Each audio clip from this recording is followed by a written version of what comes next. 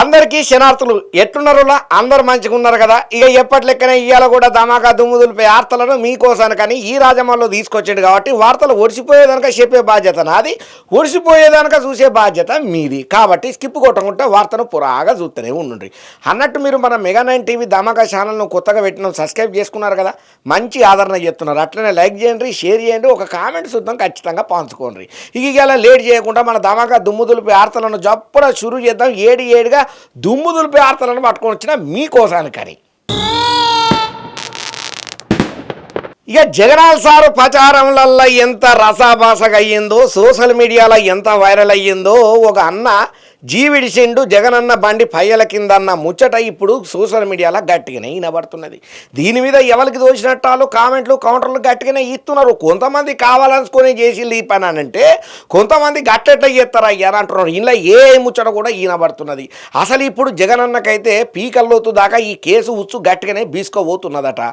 మరి ఈ ముచ్చట్లలో పురాగా వార్త చెప్పకుండా ఎట్లుంటా తెచ్చిన కదా, చూద్దాం పాండ్రి.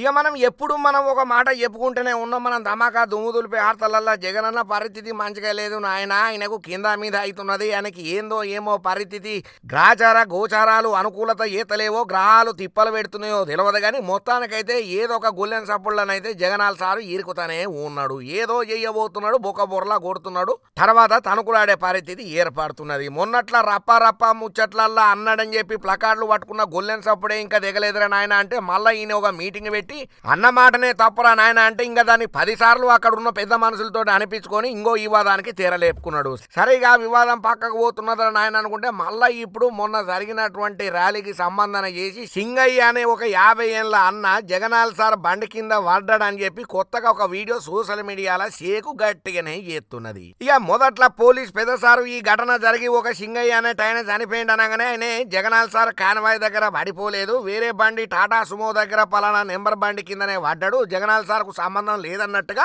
ఆయన ఒక వీడియో విడుదల చేసిండు. సరే సపదాకా ఉన్నది కదా ఏదో అనుకుంటే తర్వాత కొన్ని వీడియోలు బయటకు వచ్చిన తర్వాత అసలు బండారం బయట పడ్డది. ఇక ఆయన సీదాగా జగనన్న నిల్చుండి దండాలు పెడుతున్న బండి కిందనే పడ్డాడయ్యా ఈ సింగయ్య అనే పెద్ద మనిషి. ఇప్పుడు ఈ ముచ్చట ఆ టాపిక్ అయింది. ఇక ఈ సంఘటనకు సంబంధించి గుంటూరు పోలీసు సార్లు రీసెంట్ గా BNS 105 49 సెక్షన్ల కింద కేసును చేర్చిండ్రయ్యా.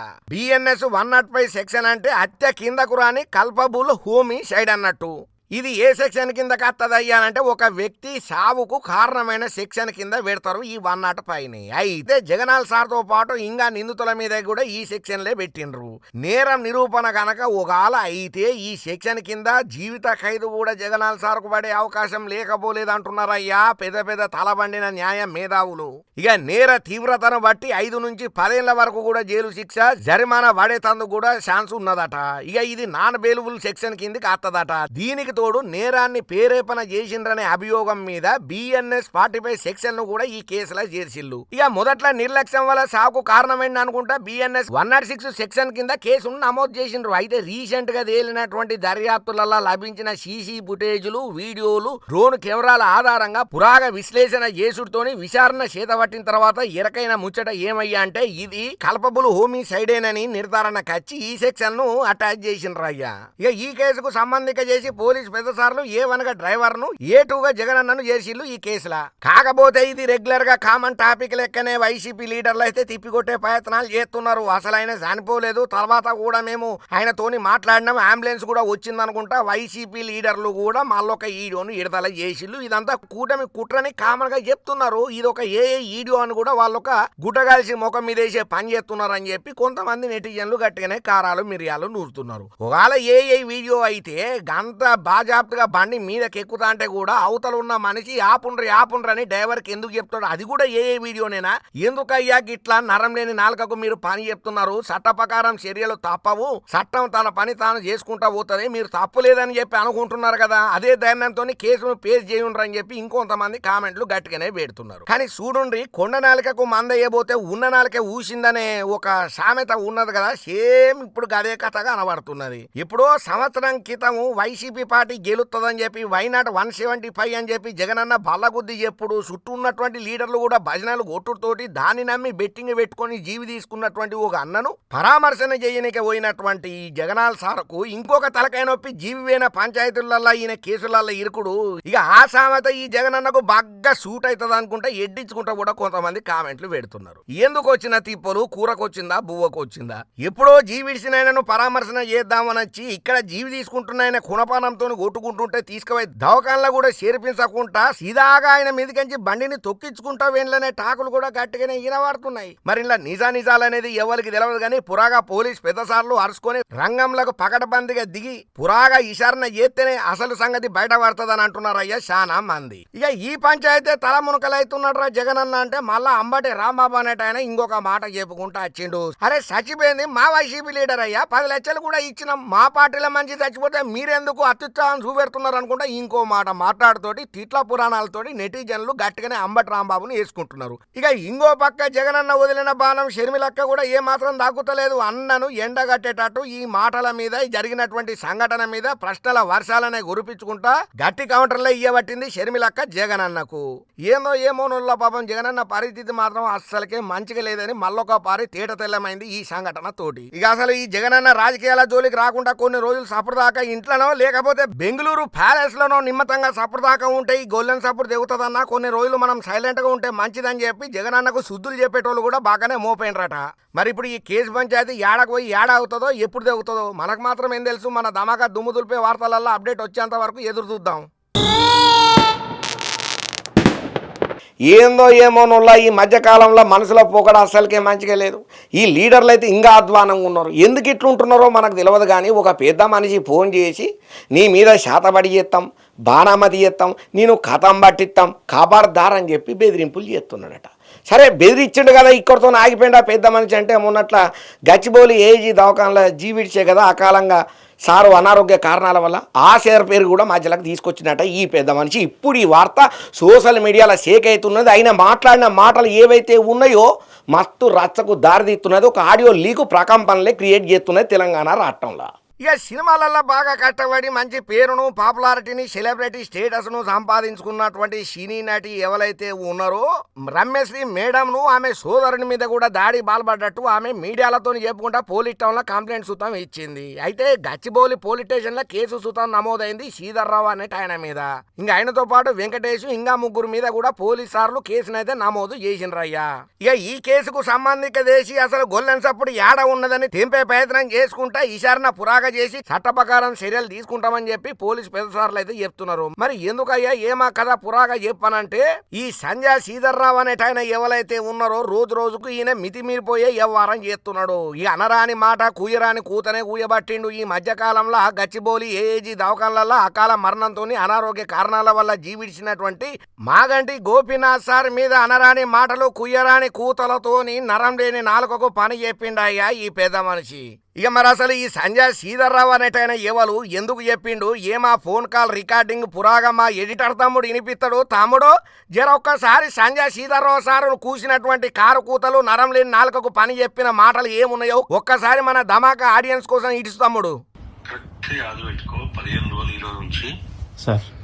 ఇక నీ డౌన్ ఫాల్ స్టార్ట్ అవుతుంది. సేమ్ మాగంటి గోపీనాథ్ గారి మీద ఏం స్టార్ట్ చేసినా నీ మీద ఇవాళ స్టార్ట్ చేస్తున్నా. 15 రోజుల లోపల నువ్వు అదే శ్మశానంలో ఎండ్ అవుతావు. రాసి పెట్టుకో. దేనికి సార్? నాతో పెట్టుకున్నావు లేదా నాతో పెట్టుకున్నావు. నేను చెప్తున్నా సేమ్ పూజ స్టార్ట్ చేసిన ఇప్పుడు స్టార్ట్ చేసిన శుక్రవారం పూట కరెక్ట్ గా 15 రోజుల లోపల నువ్వు నాశనం అయి సేమ్ రోగం వచ్చి వస్తావు. 15 రోజులు ఇవాళ నుంచి లెక్క పెట్టుకో. ఎందుకు సార్ నాకట్లా సాధన పెడతావు? నీతో ఏం పెట్టుకున్నా నేను? ఆల్రెడీ పూజ స్టార్ట్ చేసిన 15 రోజులు అంతే. అంటే నువ్వు నన్ను బెదిరిస్తావు. నువ్వు ఎంత నీ బతికేంత నిన్నేం బెదిరించిన? బెదిరిస్తావు. రాసి పెట్టుకోరు. 15 రోజులు రా. నీ పెళ్ళ ముండమయ్యకపోతే నన్ను అడుగు. 100 కోట్లు ఖర్చు పెడతాగా నేను రోడ్డు మీద తీసుకొస్తా. ఏం మాట్లాడుతున్నావు నువ్వు?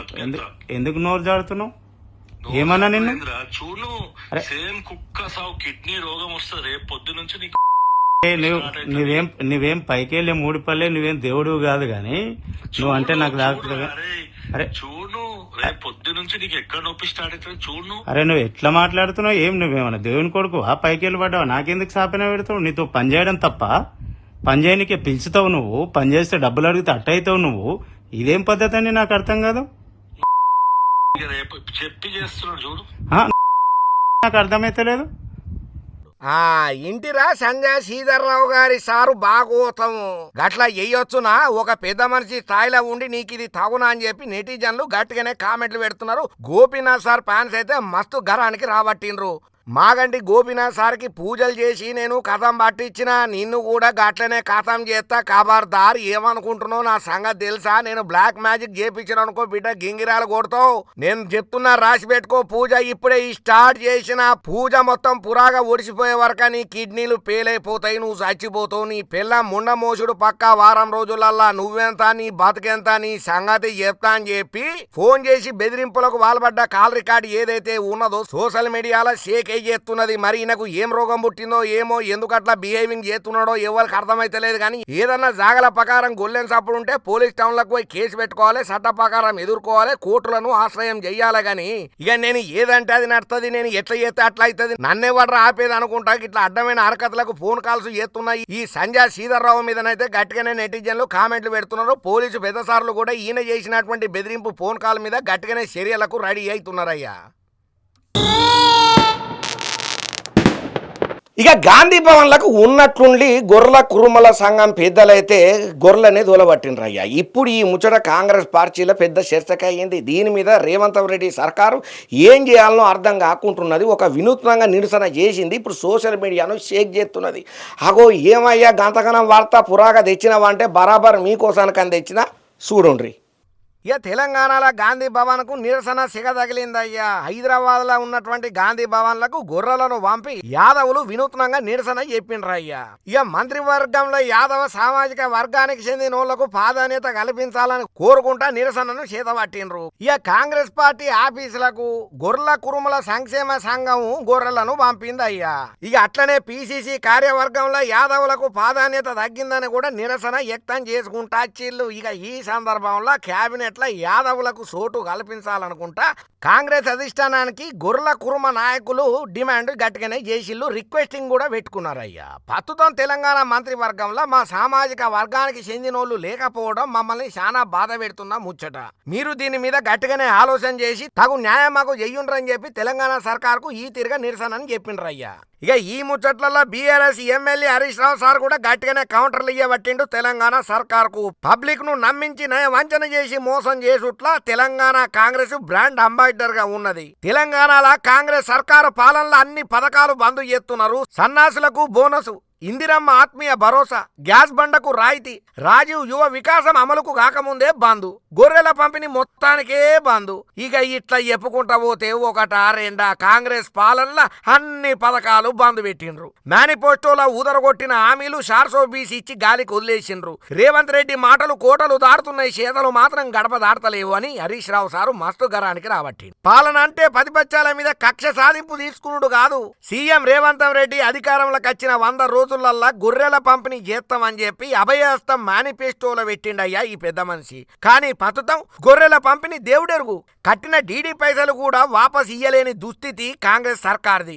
రేవంత్ రెడ్డి మాటలు ఇని ఇసిగిపోయిన యాదవ కురుమ సోదరులు గాంధీ భవన్ కు గొర్రెలను దోలుకొని వచ్చి నిరసన తెలియజేస్తున్నారంటే దీన్ని బట్టే కాంగ్రెస్ పాలన ఎట్లున్నదో మనకు అర్థమవుతున్నదని గట్టిగానే కామెంట్లు చేయబట్టిండు. ఇంకట్లనే కాంగ్రెస్ ప్రభుత్వ మోసాన్ని ఎరకబట్టి అన్ని వర్గాల పబ్లిక్ ఏకమై గాంధీ భవన్ కు పోటెత్తక ముందే మీరు కళ్ళు తెరుచుకోవాలి. చెప్పిన గ్యారంటీలు ఇచ్చిన హామీలు ఇకనైనా అమలు చేయకుంటే పబ్లిక్ల నుంచి తిరుగుబాటు మీకు తప్పదు అని హరీష్ రావు సారు గట్టిగానే గరం అవ్వకుండా ట్విట్టర్లో ట్వీట్ పెట్టుకొచ్చిండు, ఎక్స్లా పోస్ట్ చేసిండయ్యా. ఇక ఇప్పుడు గాంధీ భవన్లకు గొర్రెలతోని యాదవులు వినూత్నంగా చేస్తున్నటువంటి నిరసన ఏదైతే ఉన్నదో తెలంగాణ రాష్ట్రంలో రసాభాసగైంది, పెద్ద చర్చలకు దారితీసింది. మరి ఇప్పుడు తెలంగాణ సర్కారు మీద యాదవ సామాజిక వర్గం చేస్తున్నటువంటి నిరసనకు తెలంగాణ సర్కారు ఎట్లా రియాక్ట్ అవుతుంది? ఈ ముచ్చట్లల్లా మరి రేవంత్ రెడ్డి సార్ వాళ్ళతోని కూలాంకుశంగా ఎటువంటి చర్చలు జరుపుతాడు, వాళ్ళ సమస్యకు ఎట్లా పరిష్కారం చూపుతాడో మనకు మాత్రం ఏం తెలుసు, చూద్దాం. ఏదేమైనా కానీ హైదరాబాద్లో గాంధీ భవన్లకు గొర్రెలను పంపి వినూత్నంగా ఈ తీరుగా యాదవ సామాజిక వర్గం చేస్తున్న నిరసనకైతే సోషల్ మీడియాలో గట్టిగానే మద్దతు వస్తున్నది. చాలా మంది నెటిజన్లు పాజిటివ్గా కామెంట్లు పెట్టుకుంటూ వస్తున్నారు. ఏదేమైనా ఎటువంటి గొల్లెం సప్పుడు లేకుండా యాదవ సామాజిక వర్గం కోరుతున్నటువంటి డిమాండ్లకు గాను మరి సర్కారు తొందరగా తగు నిర్ణయం తీసుకొని సమస్యను సామరస్యంగా పరిష్కరించాలని మన ధమాగా దుమ్ముదులిపి ఆర్తలకించి మనం సుతం కోరుకుందాం. సింగయ్య సావుకు మీరే కారణం. గా తీరుగా ఒక లీడర్ స్థానంలో ఉండి మీరు చెయ్యొచ్చునా? 100 మందికి ఛాన్స్ ఇస్తే 1000 మంది సంఖ్యలో మీ అభిమానులు పాల్గొంటే మీరు ఏం చేస్తున్నారయ్యా అని చెప్పి ఎవరన్నారు ఆ మాటనంటే స్వయంగా షర్మిలక్క జగనన్న వదిలిన బాణం షీరాఖరికి జగనన్నకే గుచ్చుకుంటున్నదట. ఇప్పుడు షర్మిలక్క జగనన్న ముచ్చట్లలో మాట్లాడిన మాటలు ఆ టాపిక్ అయి సోషల్ మీడియాను షేక్ అయి చేస్తున్నది.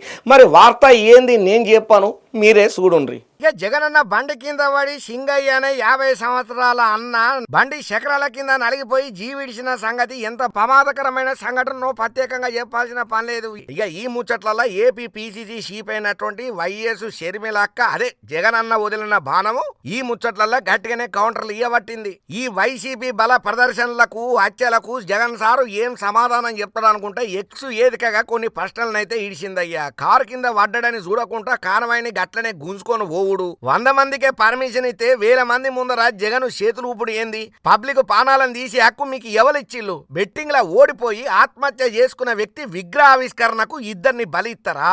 ఇదేం రాజకీయం? ఇదెక్కడి రాక్షస ఆనందం? మీ ఉనికి కోసం జనాలను టైర్ల కింద తొక్కుకుంటా పోతారా?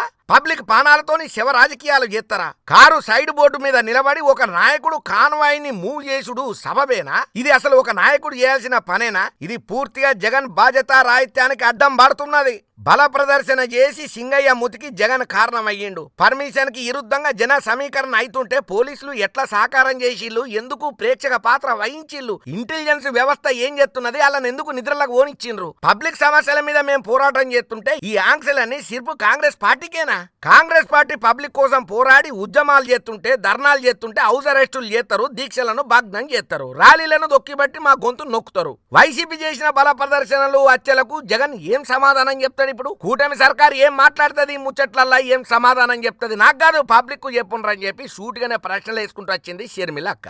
ఇంకా అంతనే కాకుండా అసలు జగనన్న వచ్చిన టైంలో ఆ మూకలేంది, ఆ ఒర్రుడేంది, ఆ ప్లకార్డులేంది, ఆ జగనన్న బండి మీదకి ఆయనకి ఏమైనా జరగరాంది అయితే ఎవరి మీదకి నూకుతారు మళ్ళా నిందను? ఒక్కొక్కరు ఆయన బండెక్కి జగనన్నను బయటికి గుంజే ప్రయత్నం చేస్తున్నారు. ఆయన బండి మీదకి ఎవరన్నా ఎక్కుతారా? జగనన్న బండి మీదకే జగనన్న అభిమానులమని చెప్పుకునే సైకోలు గంత వీరంగం చేస్తుంటే అసలు జగనన్న చుట్టుముట్టున్నటువంటి టీం అంతా ఏం చేస్తున్నది? గుడ్డుగురం పళ్ళు దొమ్ముతున్నదా? గింత దారుణంగా గింత దాష్టికంగా ఆయన అభిమానులమని చెప్పుకునే ముసుగులల్లా సైకోలు ఉన్నారని చెప్పి షర్మిలక్క అన్న మాటలు ఇప్పుడు సోషల్ మీడియాను షేక్ చేస్తున్నాయ్యా. ఇంకా అంతనే కాకుండా మొన్న రప్పా రప్పా ఏసేస్తాం నరకెత్తాం మేకపోతులను నరికినట్టు తలలను నరుకుంటా పోతాం అన్న కామెంట్లను ఎవరో ప్లకార్డులు పట్టుకుంటే జగనన్న దాన్ని రిపీట్ చేసి ఒక సైకో ఆనందం పొందుకుంటా మళ్ళా చెప్పన్నా, మళ్ళా చెప్పు, మైక్ దగ్గర తీసుకో, ఏంది రపా రపా అని జగనన్న అన్న మాటల మీద గట్టిగానే కౌంటర్ ఇవ్వబట్టింది షర్మిలక్క. 10 మందికి సుద్దులు చెప్పి వాళ్ళ లీడర్లకు నాయకులను అభిమానులను కంట్రోల్లో పెట్టాల్సిన జగనన్న ఎందుకింత పైశాచిక ఆనందాన్ని పొందుతున్నాడు? వాళ్ళని చూసుకొని ఏం ఎగురుతున్నాడో నాకు అర్థమైతే లేదని చెప్పి షర్మిలక్క గట్టిగానే ఖండన చేసిందన్న ముచ్చట మనం చెప్పుకున్నాం కదా. ఇక ఇప్పుడు జగనన్న బండి చక్రాల కింద పడి జీవిడిచినటువంటి సింగన్న 50 ఏళ్ళ అన్న గురించి కూడా సంతాపం చెప్పుకుంటే జగనన్నను గట్టిగానే ఎండగట్టబట్టింది షర్మిలక్క. ఏదేమైనా ఈ సంఘటన మాత్రం 2 తెలుగు రాష్ట్రాలలో పెద్ద సంచలనమై కూసున్నది. ప్రస్తుతానికైతే కేసు విచారణ చేస్తున్నారు పోలీస్ పెద్దసార్లు. మరి పురాగా ఈవరంగా అసలు విషయం ఏం బయటపడుతుందో మనకు మాత్రం ఏం తెలుసు, చూద్దాం. తెలంగాణ సర్కారు రేవంత్ రెడ్డి సారు గట్టి శాఖ ఇచ్చిండు రేషన్ కార్డుల ముచ్చట్లల్లా. అగ్గో ఇదేమయ్యా రేషన్ కార్డుల ముచ్చట్లల్లా మంచిగానే నడుతున్నది, అందరికి అందింది, కొత్త కార్డులు కూడా కొంతమందికి వచ్చినాయి అని అంటే ఇప్పుడు తెలంగాణ సర్కారు చెప్పిన ముచ్చట మాత్రం చాలా మందికి మింగుడు పడని ముచ్చటనే అయ్యింది. మరి ఏమయ్యా ఏందనంటే చాలా మంది పేర్లల్లో డిలీట్ కొట్టినట. అగ్గో ఏందో ఈ వార్త మాకు తెలియదు, చెప్పు జాపనంటారా? తెచ్చిన కదా, మీరే చూడుండ్రి. ఇక తెలంగాణ సర్కారు ఇప్పటికే రాష్ట్ర వ్యాప్తంగా ఉన్న అరువులకు రేషన్ కార్డులను అందిస్తున్న ముచ్చట ప్రత్యేకంగా చెప్పాల్సిన పని లేదు, మనందరికి ఎరికేనేదే. అయితే ఈ రేషన్ కార్డుల ద్వారా 10ల సంఖ్యల పథకాలు రాష్ట్రంలో అమలు అవుతున్నాయని కూడా మనకు ఎరికే కదా. అయితే గత కొంతకాలం సంది ఏలాదిగా రేషన్ కార్డులు ఉన్నా సుతం చాలా మంది పబ్లిక్ రేషన్ షాప్ల సామాన్ తీసుకుంటలేరట. ఇక ఇసొంటోళ్ళందరి మీద తెలంగాణ సర్కారు బాగా ఆలోచన చేసి కీలక నిర్ణయం అయితే తీసుకున్నది. వరుసగా 6 నెలల పాటు రేషన్ తీసుకోనోళ్లను ఎరకబట్టి కార్డులను రద్దు చేసేందుకు పౌర సరఫరాల శాఖ నిర్ణయం తీసుకున్నదయ్యా. ఇక ఈ మేరకు ఇప్పటికే అన్ని మండలాల ఉన్నటువంటి కేంద్రాలకించి సమాచారాన్ని అధికారులు సేకరణ చేస్తున్నారు. ఇలా పోయిన 6 నెలల్లో ఒక్కసారి కూడా రేషన్ తీసుకోనోళ్ళు దగ్గర 78,842 మంది ఉన్నారట. ఇక దీంతోని అర్రే వీళ్ళు ఎందుకయ్యా రేషన్ తీసుకుంటలేరు, ఏమిటి కోసానికి తీసుకుంటలేరు, తీసుకోనీకే వీళ్ళకు టైం దొరుకుతలేదా, లేకపోతే తీసుకుందామని పోతే రేషన్ షాపు డీలర్ ఏమన్నా ఇత్తలేడా, ఉగాల అది ఇది కాకపోతే రేషన్ కార్డు లబ్ధిదారునికి రేషన్ షాపు డీలర్ కి మధ్యలో ఏదన్నా గొల్లెన్ సప్పుళ్ళు ఉన్నాయా అనే డౌట్ అనుమానాలు కూడా గట్టిగానే ఉన్నాయట సర్కారు మైండ్లా. ఇక ఇట్లా రేషన్ తీసుకోనోళ్ళ కార్డులను రద్దు చేయాలని కూడా ఆలోచనలు చేస్తున్నారట. ఇందుకోసానికని చెప్పి పౌర సరఫరాల శాఖ అన్ని జిల్లాల కలెక్టర్లకు నివేదికలను పంపి క్షేత్రస్థాయిలో విచారణ జరిపిండ్రట. ఇక ఇందుకోసానికని చెప్పి అనర్హులు ఎవరున్నారో వాళ్ళందరినీ రేషన్ కార్డు లబ్ధిదారులకించి తీసే ఆలోచనలో పౌర సరఫరాల శాఖ ఉన్నదట. ఇంకా అంతనే కాకుండా ఈ రేషన్ కార్డుల లబ్ధిదారుల కూలీలు సుతం ఉన్నారట. మరి వాళ్ళెందుకు రేషన్ తీసుకుంటలేరో ఎవరికి సమజైతలేదట.